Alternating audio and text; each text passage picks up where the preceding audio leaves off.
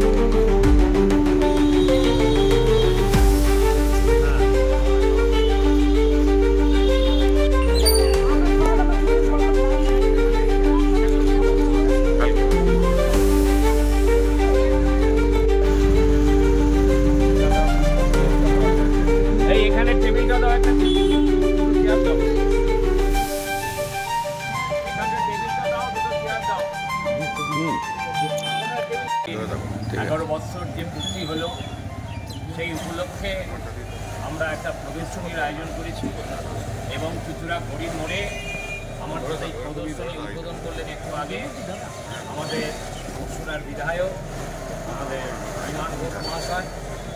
এবং আজকে আমাদের এই প্রেস কনফারেন্সও যে সমস্ত সাংবাদিক বন্ধু আমাদের এখানে উপস্থিত হয়েছেন, ভারতীয় জনতা পার্টি হুগলি জেলার পক্ষ থেকে আমি প্রত্যেককে প্রীতি এবং শুভেচ্ছা জানাচ্ছি।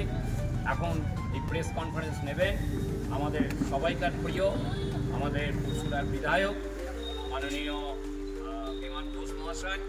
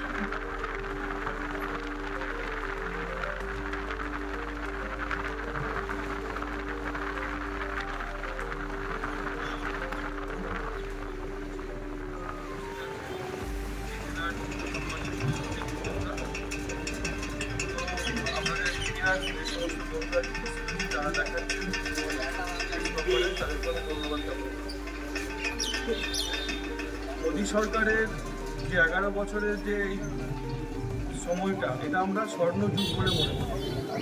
আপনারা জানেন যে 2014 আগে ভারতবর্ষের অবস্থা কোন দিকে ছিল আর আজকে কোন দিকে ছিল। 140 কোটি ভারতবাসী মোদীজির যে পরিশ্রম, ত্যাগ এবং স্বপ্ন পূরণ 140 কোটি ভারতবাসীর কাছে আজকে তাদের মনের মধ্যে অনেক উৎসাহকে বাড়িয়েছে।